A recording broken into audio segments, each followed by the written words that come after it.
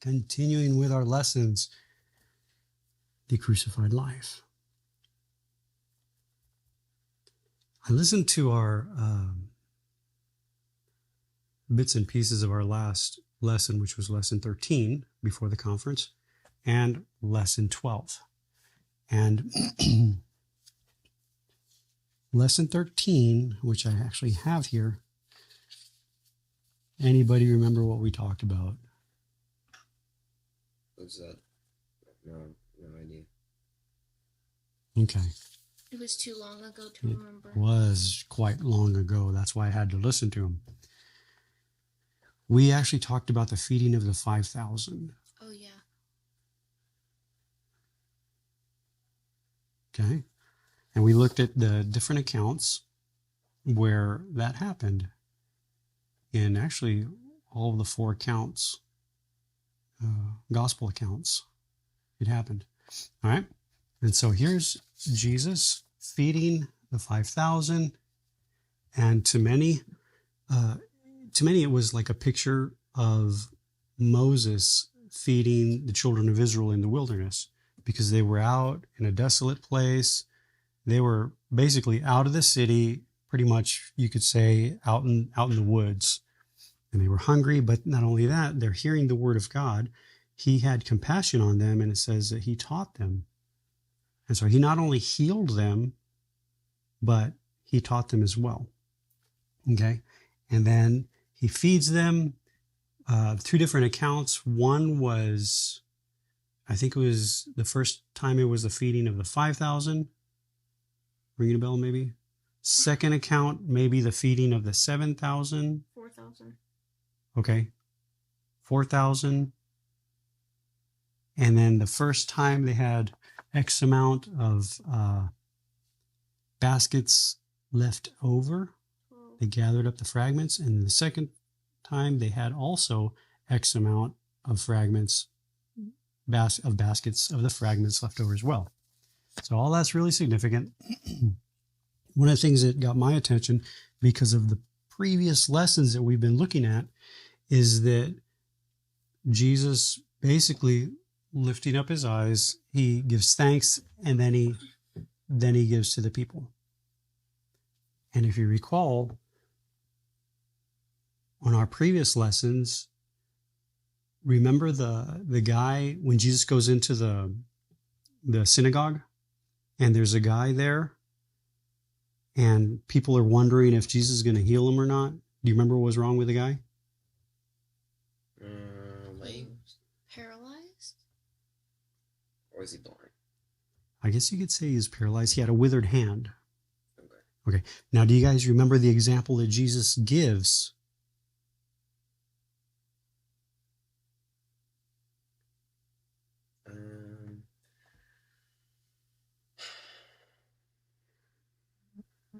It'll bring us up to speed. Which of you, if he has a sheep... Oh, yeah. That falls into a pit will not immediately go on out. Even if Bingo. It's on the Sabbath. Even on the Sabbath. Which of you, if he has a sheep, if he falls into a pit, will not immediately bring him out of the pit? And we talked about, well, why did Jesus give that particular example? Why not a sheep with a broken hoof or something like that?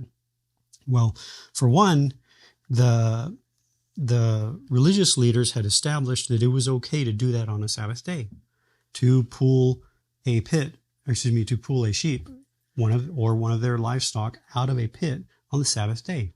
They'd established that. They said, okay, you can do this on the Sabbath. So that was one of their rules, and they based it off of something that the Lord said. I think it was in Deuteronomy or Leviticus. Forgive me, I've got it in my notes somewhere. But basically, he was giving them an example and saying, look, this is what you guys do. And here's a person who's crippled. And the cool thing is that Jesus physically didn't even do anything on the Sabbath. He just spoke the word, stretch out your hand. And he stretched it out, and he was healed. So technically, Jesus didn't do a work. But But even right there, remember when I was talking about the tabernacle, and the very first piece of furniture that God had them build was the Ark of the Covenant? If we're going back to Genesis, and I think I covered this our last lesson, or one of our last lessons, is it right there what Jesus was showing by just speaking, and boom, it's there. It's restored. It's whole. It's as it should be. It's like a picture of the creation. God speaks, boom, it happens.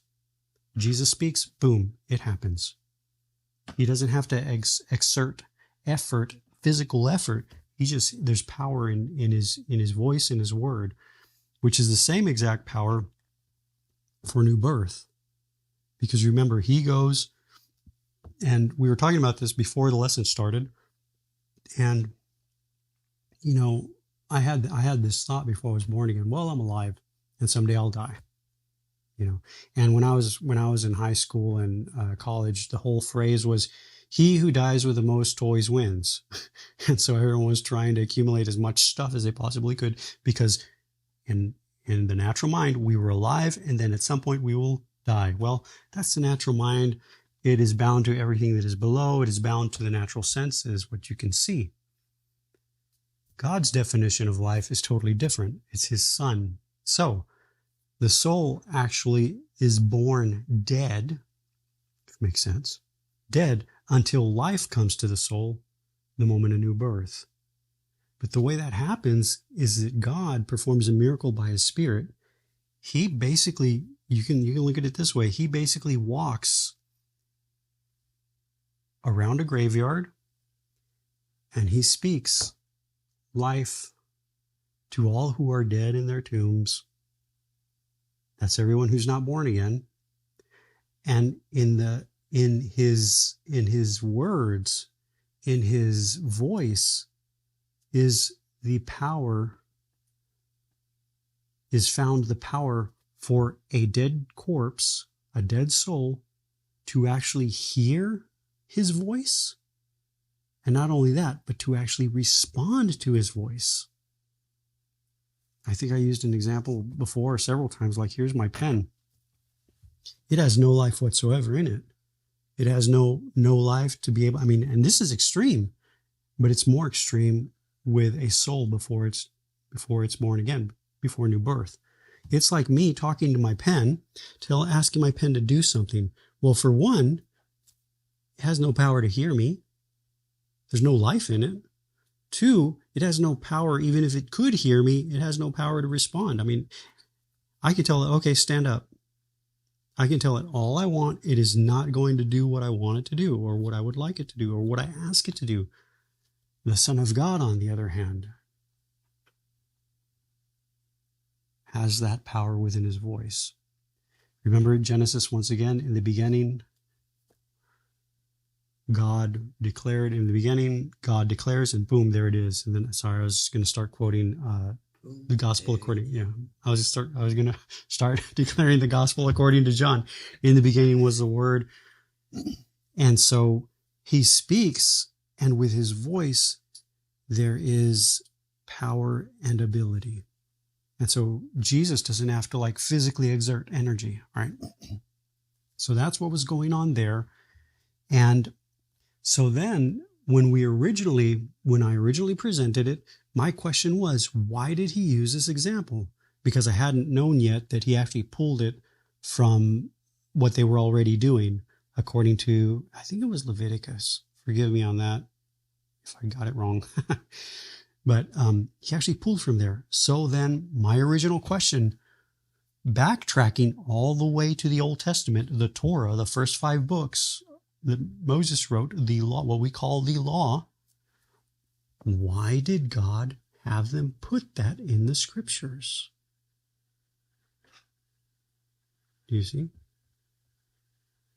During the time of Jesus, the religious leaders had formulated a teaching, a doctrine, a standard, according to the scriptures that God had already presented, according to something that was already established in the scriptures. So here's my question. Why did God have that put in the scriptures to begin with? And that was the original question that I had when Jesus used that example. Why did Jesus use that example? Why not a different example? Why something about a sheep falling into a pit and the owner, the master, lifting it out? Well, back to the law, back to the original reason why the Lord had it put there, is that remember, all mankind, all humanity, before the soul is born again, are dead in trespasses and sins. They are in a pit which is called a grave. They didn't fall into the pit. Well, okay, I can say yes. Yeah, they did fall into the pit. When did they fall into the pit? From the beginning. Which is what? Earth. Okay, be more specific scripturally, according to the scriptures.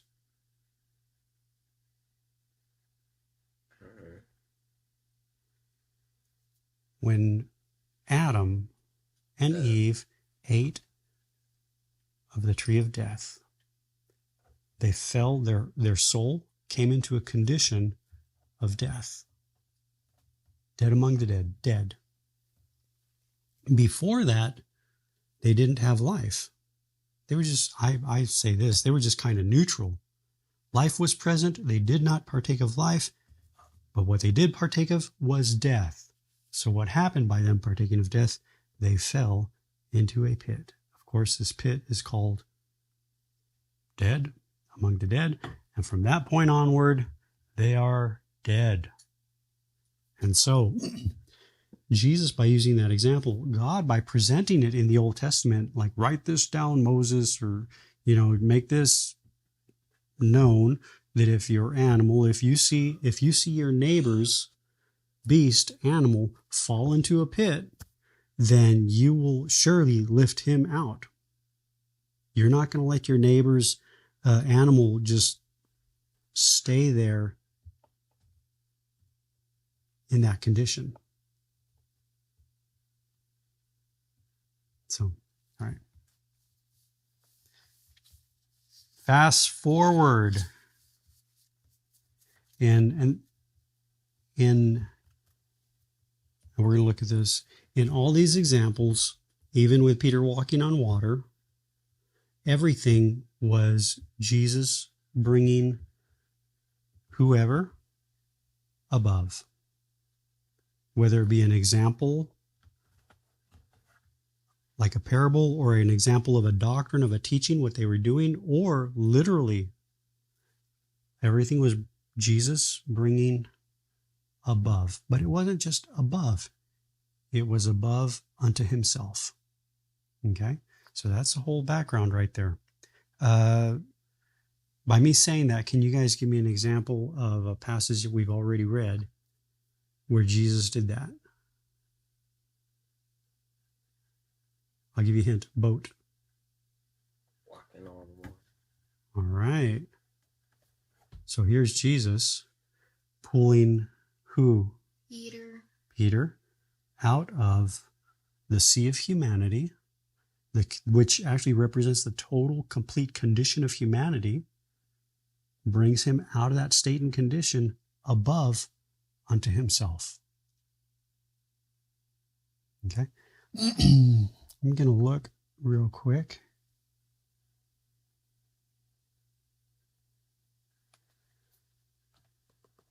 Just to give you the immediate, what do you call it? The immediate context, because I'm reading through Matthew, in Matthew chapter 15.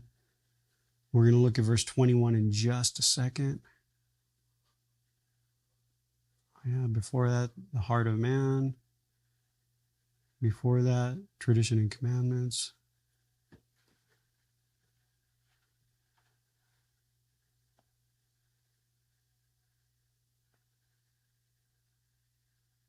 Oh, wow, that's good.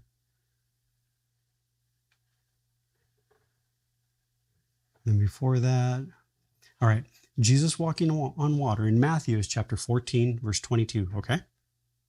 And that's the order. Matthew chapter 15, kind of going chronologically. Oh, rats. We're going to have a bright shine. In chapter 15, verse 1, I forgot to close the blinds. It says some of the Pharisees and scribes came to Jesus from Jerusalem, said, why do your disciples break the tradition? Basically saying they don't wash their hands before they eat. All right. So Jesus turns around and basically says, look, you guys by your tradition, you've made your tradition, your laws, to where man can't even touch God's original law. And man's laws, man's tradition, quietly, is it going? It's not going. Ooh, so much for quietly. man's, get this, man's commandments, man's laws, man's doctrines, man's traditions, that's the emphasis right there. Man's do not have the same intent and purpose of God's law. Their whole issue was, okay, why aren't your disciples washing their hands before they eat and follow the tradition of the elders? And Jesus says, okay, look, guys, he asked them this. He answered them, why do you yourselves transgress the commandment? It's like they were so upset. Who was it? The Pharisees? Yeah, the Pharisees and scribes, the religious leaders, they were so upset because of the laws and traditions that they had set up, and the disciples weren't following their laws and traditions. And Jesus is saying, look, you're upset with that. That's your stuff. But you guys, here, look, he answered them, why do you yourselves transgress the commandment of God for the sake of your traditions? Okay, once again, man's doctrines, religious man's doctrines, man's teachings, man's traditions do not have the same intent and purpose as the law of God. All right? So with that, what is the intent and purpose of the law of God? Like, why did he give us the scriptures? To lead, guide, and direct us unto him. Yeah, that's correct. Because that's what the law will do. The law, even Paul said it, the law was our schoolmaster, our paidagogos, the servant to bring us unto Christ. That's the purpose of the law, to bring us unto Christ. Okay? So what they had done, let's say, I'll just use this as an example. Here's the law, because it's an object that we can see and touch, and God has it set up for that intent and purpose, to direct our heart and bring our heart under the person of his Son. And so man, on the other hand, when we are not seeing that Christ, Jesus, his Son, is actually the whole purpose of the law, that the law is just a testimony of him, when we're not seeing that, when we don't have the Son in view, then all we see concerning the law is a list of do's and don'ts that we can't live up to, we can't fulfill. We can't meet the requirements of, because we're not the one person they're declaring. So what they came and did, they said, okay, we can't mess this up, so we're going to do this. We're going to put a little fence around this, and these are going to be our traditions and our doctrines and our laws. So like a little border, because we know we can't keep this, but we don't want to mess this up, so we'll keep this over here. But see, man's traditions, man's laws, man's doctrines do not have the same intent as God's law. They don't have the same intent and purpose. You could say that man set up their doctrines and traditions for, get this, how about I say it this way, crowd control. You ever hear that? So that people just wouldn't run amok. Total anarchy. Yeah, you need some sort of, government or whatever. But God presents his law with a higher purpose. There's a higher intent, and that's to bring into his son. Remember, Jesus pulled Peter out of the chaotic sea of the Gentiles, out of the chaotic sea of humanity, the chaos of humanity, unto himself. All right, so that's what's going on there. But get this, at the very end, this is Matthew chapter 13. Well, I'll start with verse 12. The disciples came and said to him, "Do you know that the Pharisees were offended when they heard this statement?" Because Jesus basically said, look, you guys honor God with your lips, but not with your heart. It's essentially what he says. Their hearts are far from me, and he's actually quoting Isaiah. All right, verse 13. But he answered and said, well, let me go ahead and read it, because it's always good to read. He answered them and said, why do you yourselves transgress the commandment of God for the sake of your tradition? For God said, honor your father and your mother, and he who speaks evil of father or mother is to be put to death. But you say, whoever says to his father or mother, whatever I have that will help you, has been given to God. He is not to honor his father or his mother. And by this you validated the word of God for the sake of your tradition. You hypocrites, rightly did Isaiah prophesy of you. This people honors me with their lips, with their mouths, but their heart is far from me. In vain do they worship me, teaching as doctrines the precepts of men. Did you guys get it? Their heart is far from me. Once again, the intent and purpose of the law, as Naomi stated, is to direct our heart. It's not just to direct us, but it's to direct our heart, to turn our heart, which is basically to cause our heart to repent, to bring our heart, to guide our heart, and actually bring our heart under the person of his son.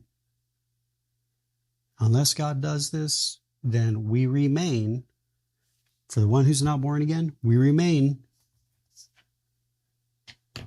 dead among the dead.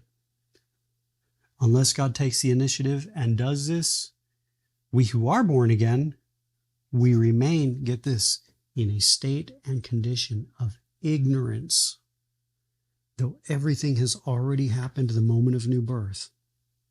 The moment of new birth. Like there is a major change. Like it's the eternal change that happens at the moment of new birth. We're just totally, completely unaware of it, of what took place. God is not ignorant of his son. All right. So going on, after Jesus called the crowd to him, he said to them, hear and understand, it's not what enters into the mouth that defiles the man, but what proceeds out of the mouth. This defiles a man. Then the disciples came and said to him, do you know that the Pharisees were offended when they heard this statement? Listen to what Jesus says. But he answered and said, every plant which my heavenly Father did not plant shall be uprooted. Let them alone. Verse 14 of Matthew 15. Let them alone. They are blind guides.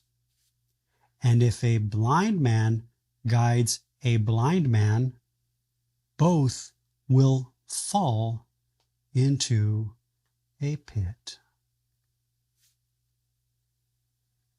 Whoa. Do you see it? Do you see the same wording concerning falling into a pit that he just brought back from the previous example that he gave to the religious leaders? And once again, when did humanity fall into that pit?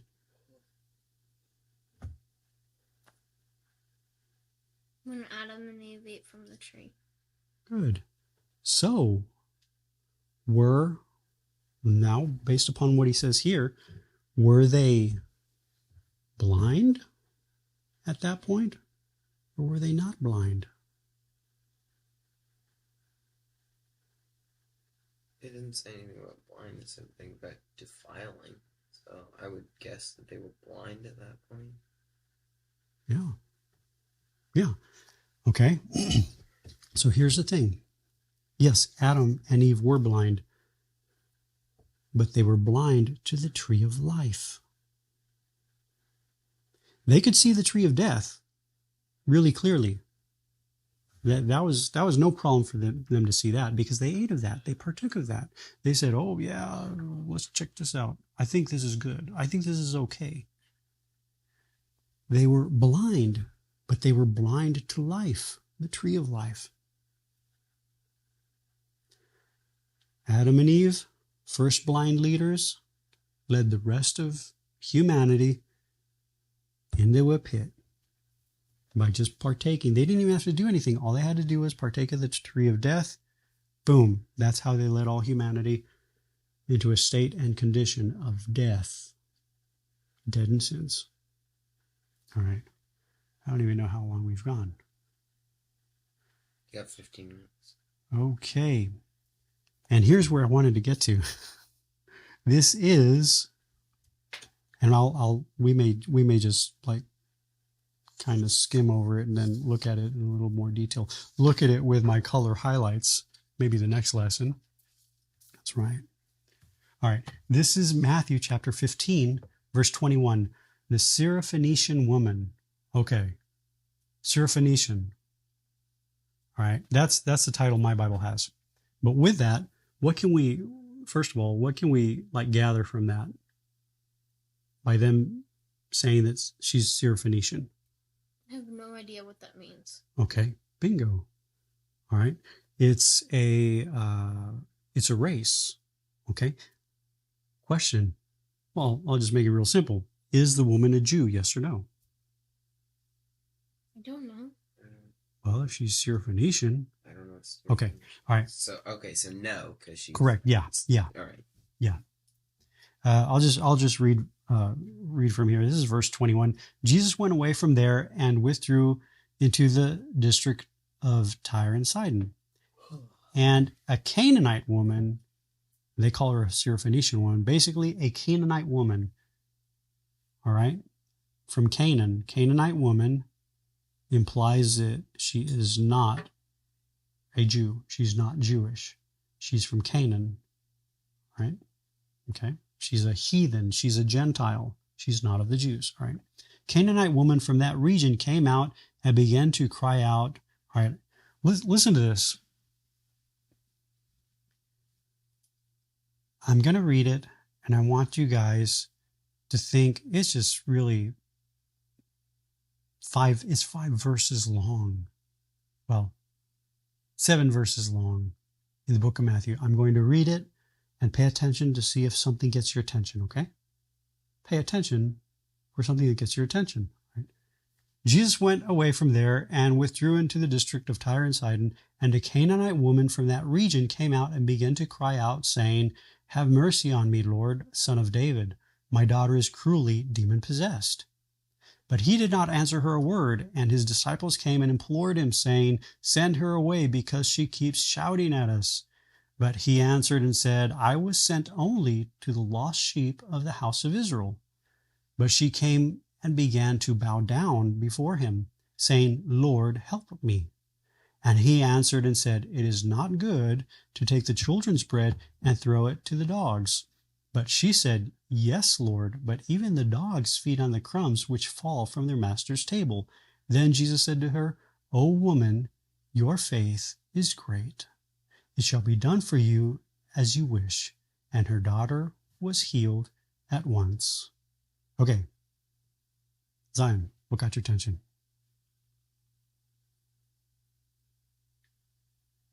I don't think anything particularly got my attention. Would you read it again? Okay. Or at least the beginning part. Okay. I'll read it again because it's short. Jesus went away from there. Or do you guys want to read it? I don't think I fully understood what she was saying. Or do you guys want to read it? It makes no difference. You already have it pulled up. Okay. So for the sake of time. And Jesus went away from there and withdrew into the district of Tyre and Sidon. And a Canaanite woman from that region came out and began to cry out, saying, "Have mercy on me, Lord, Son of David. My daughter is cruelly demon-possessed." But he did not answer her a word. And his disciples came and implored him, saying, "Send her away, because she keeps shouting at us." But he answered and said, I was sent only to the lost sheep of the house of Israel. But she came and began to bow down before him, saying, Lord, help me. And he answered and said, It is not good to take the children's bread and throw it to the dogs. But she said, Yes, Lord, but even the dogs feed on the crumbs which fall from their master's table. Then Jesus said to her, O woman, your faith is great. It shall be done for you as you wish. And her daughter was healed at once. I don't understand his analogy. Okay. What do you mean? Okay. So what was the analogy? It is not. It's Hold not on. good to take the children's bread and throw it to the dogs. Okay. Hold that thought. You, Naomi, did anything get your attention besides the analogy? Not really. Nothing got your attention. Okay. This is verse 21. First off, this was a Canaanite woman. Okay. The Canaanite woman was of the inhabitants of the land, the Canaanites. Right? Now going back, think back. Thank you. Think back to Joshua bringing the children of Israel into the land. It was the land of Canaan. What were they to do with the inhabitants that were in the land? Basically, oust them. Well, it was more graphic and violent than that, but that's essentially it. All right? So this woman is not a Jew. She's a Canaanite. Not a Jew. And yet, look at this. Verse 22. A Canaanite woman from that region came out and began to cry out, saying, Have mercy on me. All right, guys, do you remember what's implied with the word mercy? This is from a lesson long ago. All right. There's my example. There's my hint. Mercy.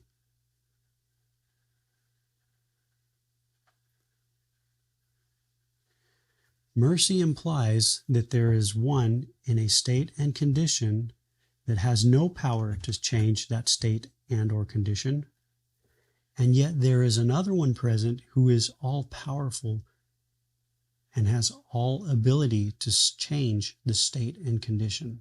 That's mercy. Okay?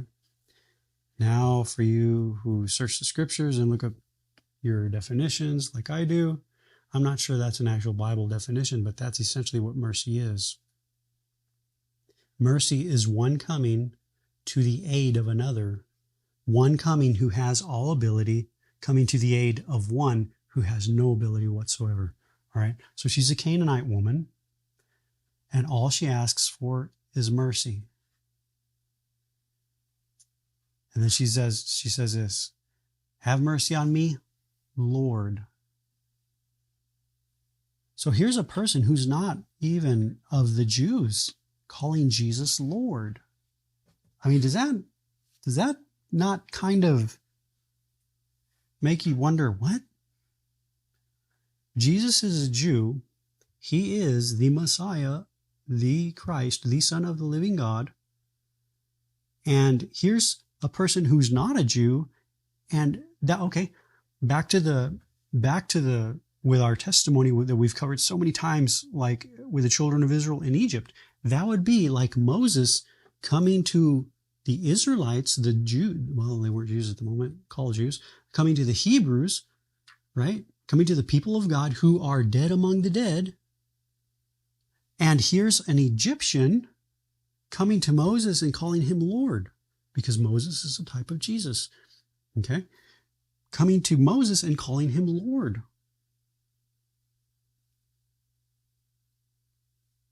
Do you see it?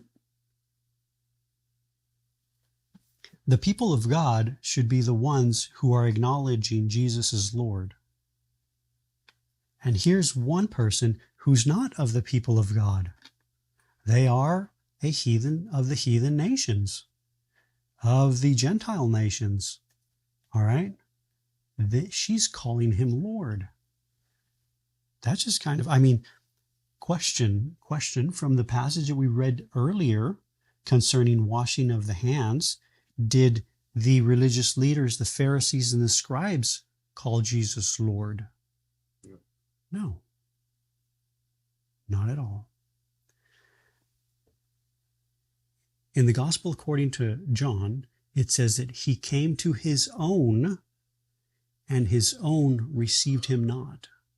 But to as many of them who received him, he gave them the power, the ability to become children of God. So here's Jesus coming to his own.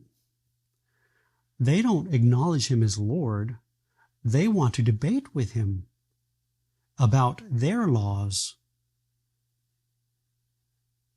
Here's another one who's not even of his own. She's not coming debating with him. She's not coming challenging his authority. She's not coming challenging anything that he's doing and or saying. Because think of it, the law was given to the Israelites. The law wasn't given to the people of Canaan. The law was given to the Israelites.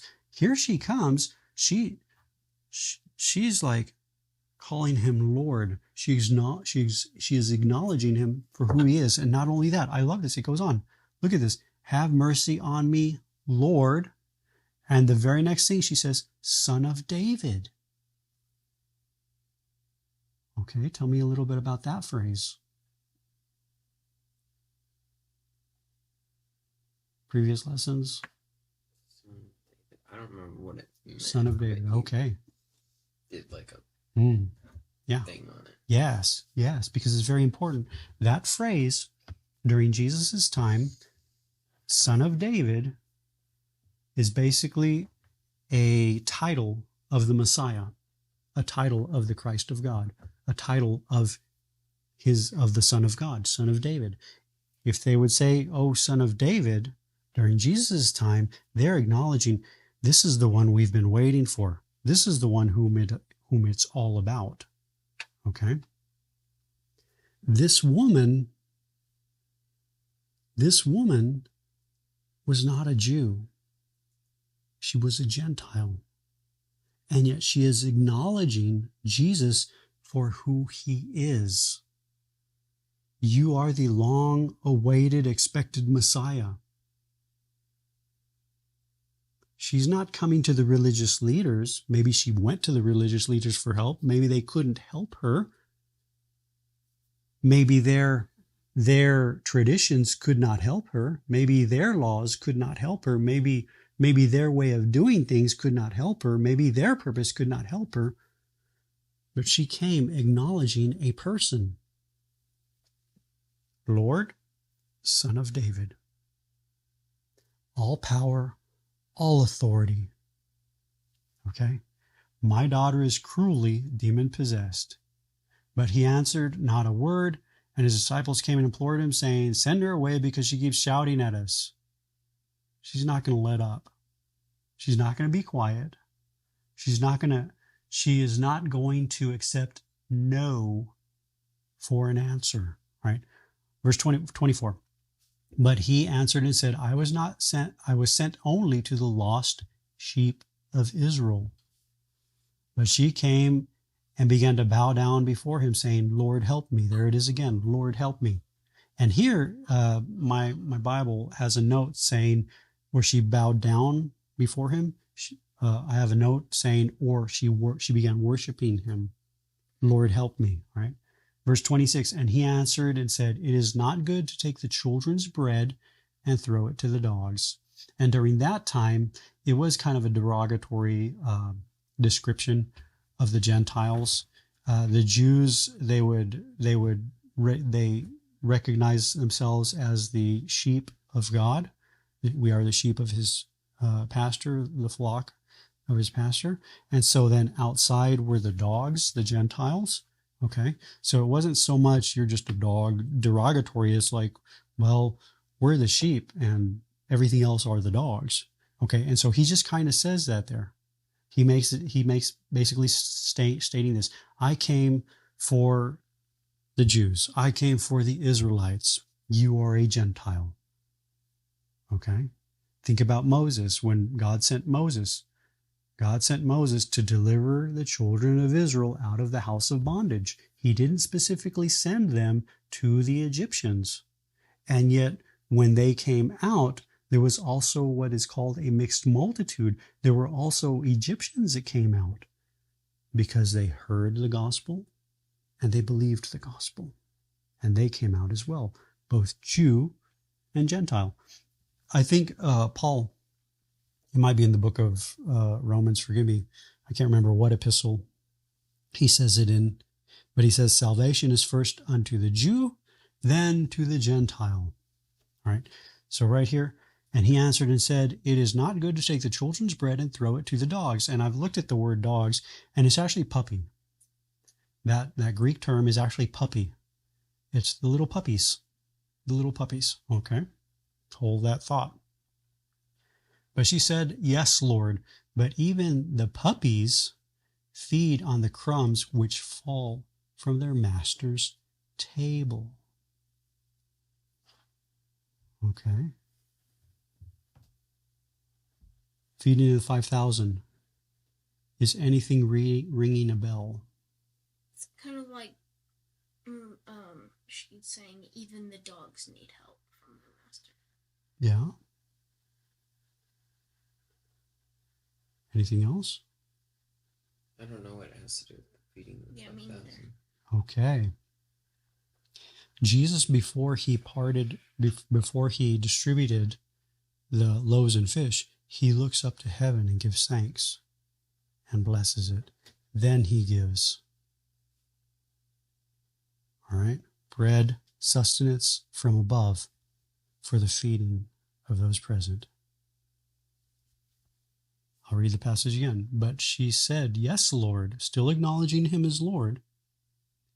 But even the dogs, the little puppies, feed on the crumbs which fall from their master's table.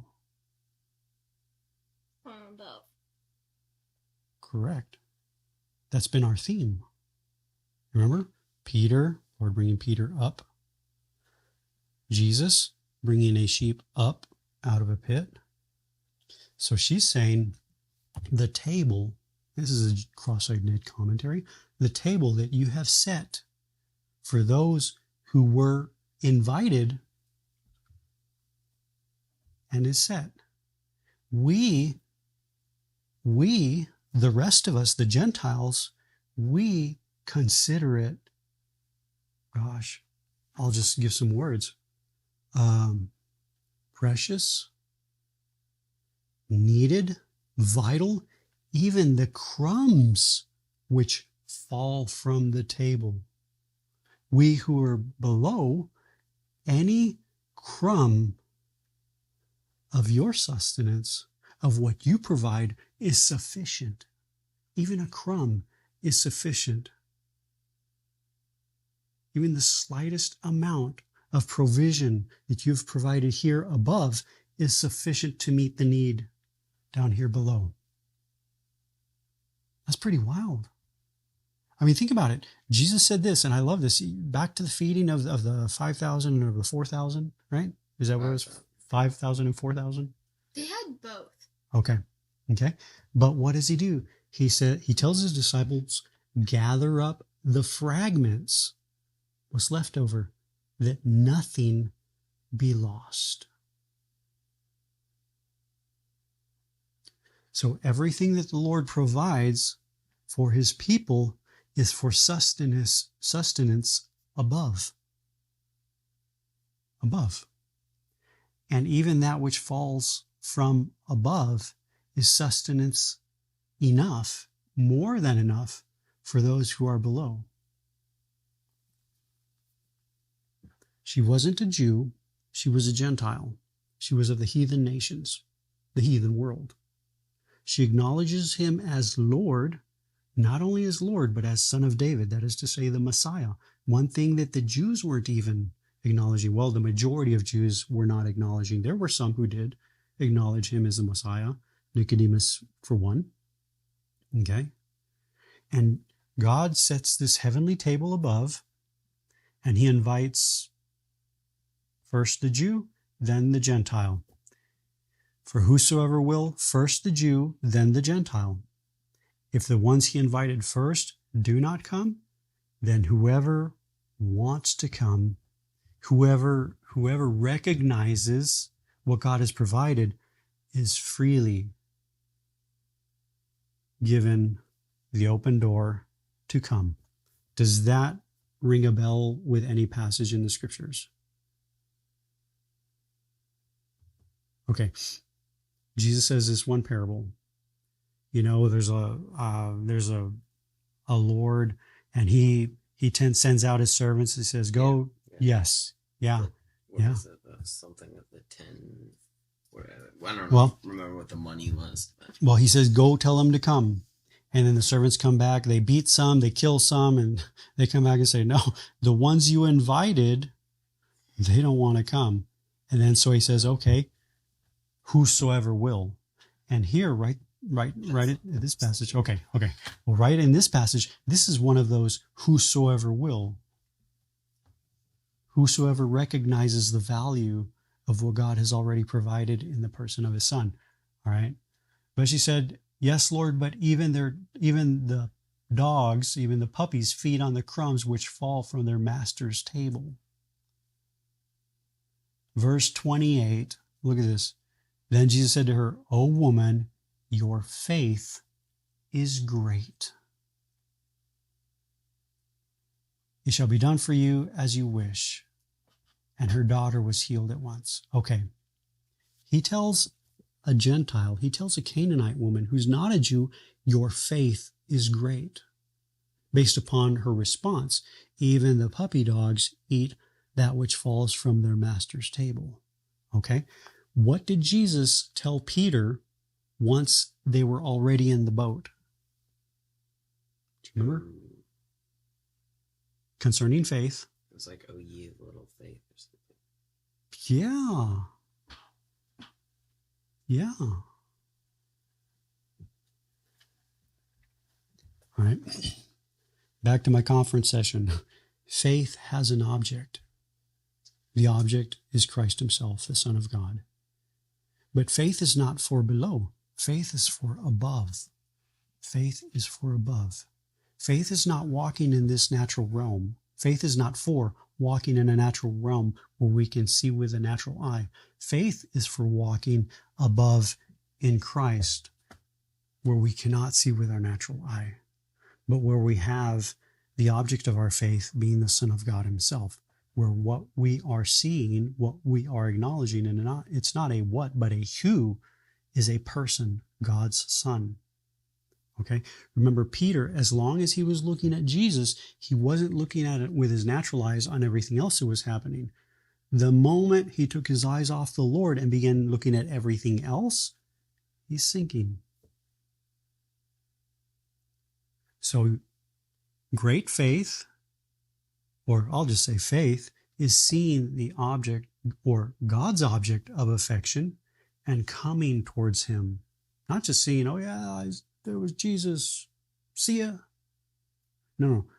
Seeing the object of God's affection and coming, being drawn unto him and acknowledging who he is.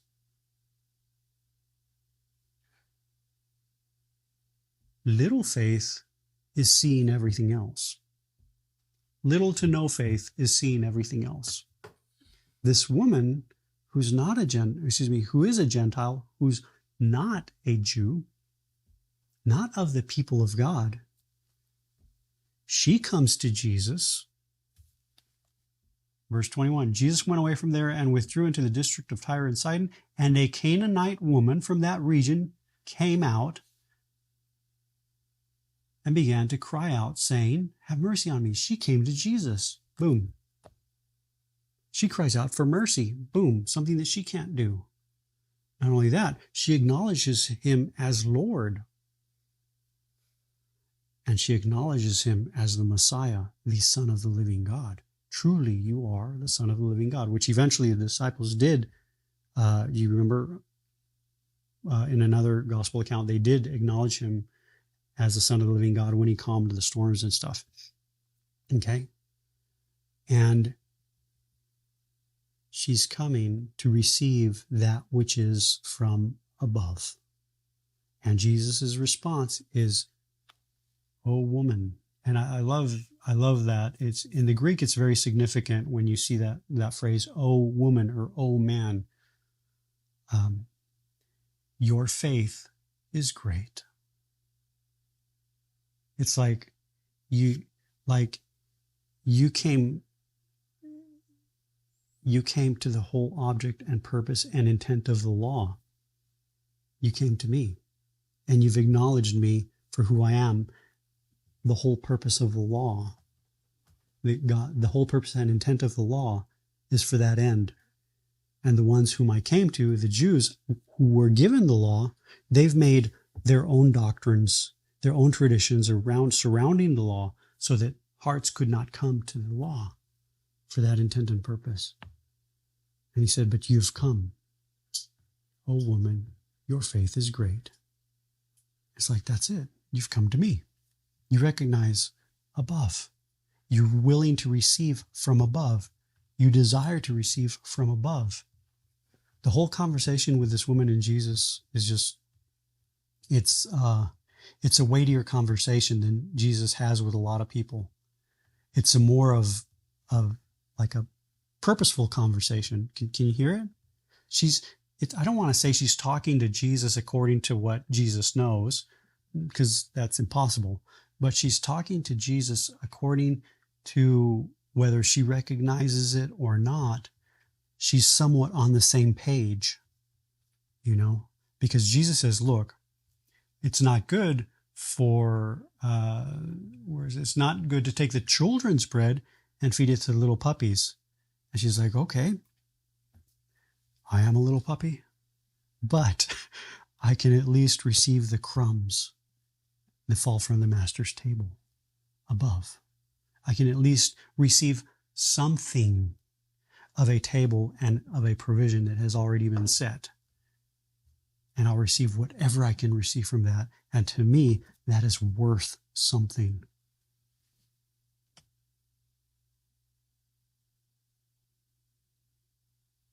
I get it now. Mm-hmm. There's a whole lot there. When I began looking at this, it just kind of blew me away, because she's not talking like, "Okay, I'm a dog, but I'm a good dog," or whatever. No. She's talking according to what people understood at the time, and she came from that and brought it onto what the Lord is presenting and had been presenting for quite some time, and the people were not getting it. And so God, by his Spirit, had done something in the heart of this woman. Because remember, Jesus also said later in the book of John, "No man can come to me except the Father draw him. And if he does come, I will in no way cast him out. If the Father draws unto his Son, the Son receives them." So that's all I got for this lesson. We'll be looking. The lid is on the wrong side of the pen. I know, but I have it there because I used to have it in the other spot. And what happens is when you take the lid off the other spot, it makes a noise, makes a clicking noise. So Okay. back to the lesson. Back to the lesson. We're going to be going over this passage again with Jesus and the Canaanite woman. And if you want, you guys can look at the other passages where it's found. It's found in Mark chapter 7, verse 24 through 31, Matthew 15, 21 through 28, which we just read. Oh. Yeah, that's all I had. I guess that's the only two gospel accounts where I found it. But you can reread it for next lesson and just let the Lord do what he desires to do in your heart with it. Question: why does Jimmy do these lessons with you guys? That seems like a question for you. Oh, I know the direct, answer.